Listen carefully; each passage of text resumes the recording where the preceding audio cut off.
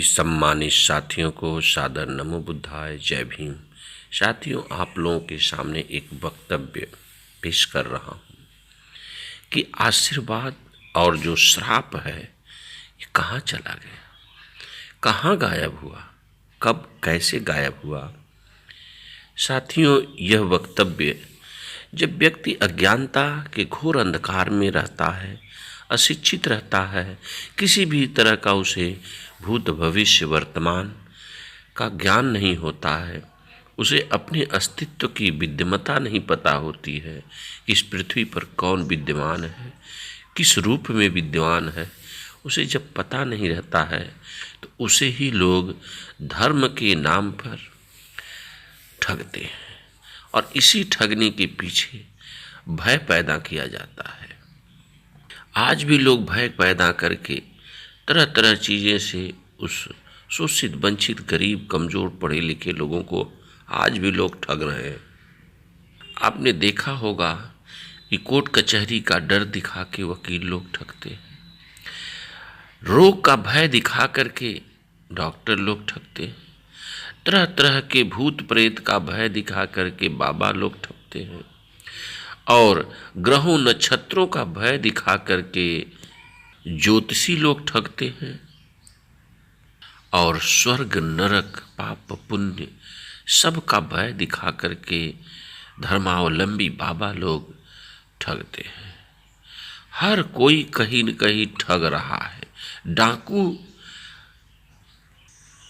मृत्यु का भय दिखा करके ठगता है, लेकिन आज इस देश और दुनिया में जो सबसे बड़ा घोर ठग था वह आशीर्वाद और ठग विद्या से जो श्राप देने का जो प्राविधान था वह खत्म कब कैसे हो गया, इसके बारे में इस कहानी के माध्यम से बताना है कि साथियों, पुरानी कहानी के रूप में कैसे लोगों को ठगते थे और बताना है कि एक बार एक ईश्वर इंसान के रूप में आया।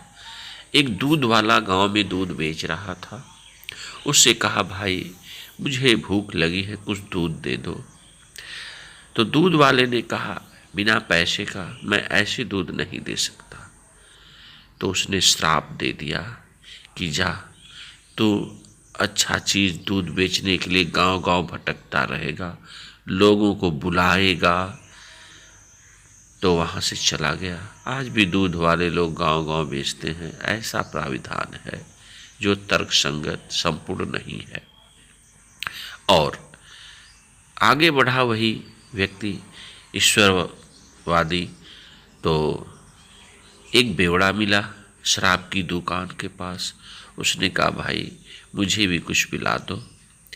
शराबी ने कहा, लो भाई जस, तुम भी पी, मैं भी पीता हूँ। दोनों ने पिया और उसे बड़ा आशीर्वाद दिया, जा तू पिएगा और जीवन में लोग तुम्हें पिलाते रहेंगे। आशीर्वाद दे के चला गया।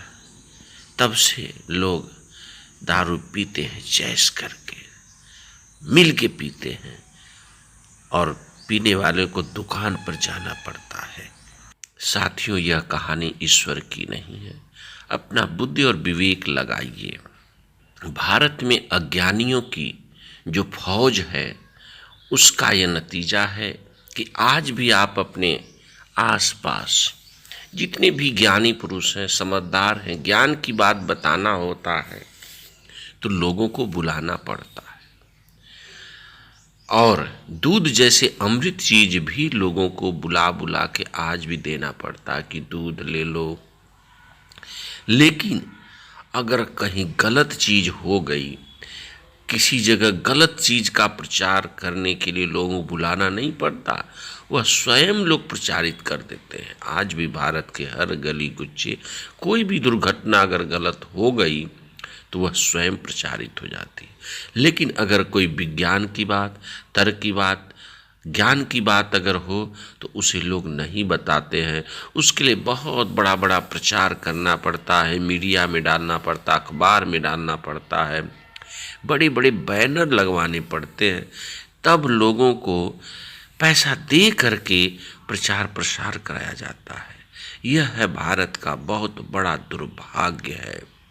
यहाँ का व्यक्ति इतना निष्क्रिय, अज्ञानी और नासमझ है। इसके पीछे उसकी चालाकी है कि मुझे क्या लाभ मिलेगा। अरे किसी की बुराई करने में भी तेरा क्या लाभ है, यह भी बहुत बड़ा सोचने का विषय है। इसलिए साथियों, जब से हमारा भारतीय संविधान लागू हुआ तब से यह श्राप, जप, तप, पाखंड, आशीर्वाद की व्यवस्था खत्म हो गई। जब से हर गरीब, शोषित, वंचित को शिक्षा का अधिकार मिल गया, पढ़ने लगा और अपने भूत भविष्य का निर्धारण स्वयं जब से करने लगा, उसे यह ज्ञान हो गया कि अत्तदीपो भव, आपके अपने अंदर विद्यमान है ईश्वर अस्तित्व में, आप स्वयं उस चीज़ को समझ सकते हैं। इसलिए किसी श्राप की, किसी के आशीर्वाद की जरूरत नहीं है। अगर आप सम्यक सत्कर्म करेंगे तो आपको स्वयं, आपको उसका फल मिलेगा। किसी के आशीर्वाद की ज़रूरत नहीं है। और अगर आप गलत कर्म करेंगे तो आपको ज़रूर रिजल्ट गलत मिलेगा। वह श्राप ऑटोमेटिक है। इसलिए कहते हैं सर जी, यह विदित है कि अगर कोई गाड़ी ढलान पर या ऊंचाई पर जा रही हो तो उसे ब्रेक लगा करके रोका जाता है। अगर गाड़ी ढलान पे जा रही है तो वह ऑटोमेटिक जा सकती है, उसे प्रेशर और एनर्जी की ज़रूरत नहीं पड़ती है। इसीलिए किसी को ज्ञान की बात बतानी हो तो उसे बहुत ऊर्जा लगा के करनी पड़ती है, और अज्ञान की बात करनी है तो ऑटोमेटिक लोग उसे सुनने चले आते हैं बिना ऊर्जा खर्च किए। यही है ऑटोमेटिक सिस्टम। किसी भी इनर्जेटिक कार्य को लिए गाड़ी तेज़ चलती है तो उसको रोकने के लिए ब्रेक की ज़रूरत पड़ती है, लेकिन अगर कोई गलत चीज़ प्रसारित होती है तो उसे रोका नहीं जाता, वो ऑटोमेटिक होता है। यह भारतीय सिस्टम है।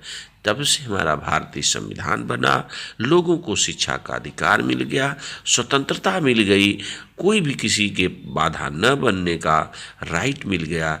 इसलिए हमारे देश में यह जो पाखंड की, धार्मिक पाखंड की व्यवस्था थी, यह खत्म हो गई। और ज्ञानी बनिए, अज्ञानी नहीं, सम्यक सत्य बन करके देश का सर्वांगीण विकास करिए। भाग्य भगवान के चक्कर में हमेशा आपका नुकसान हुआ है, होगा। इन्हीं शब्दों के साथ सभी धम्म बंधुओं को नमो बुद्धाय, जय भीम, जय भारतीय संविधान।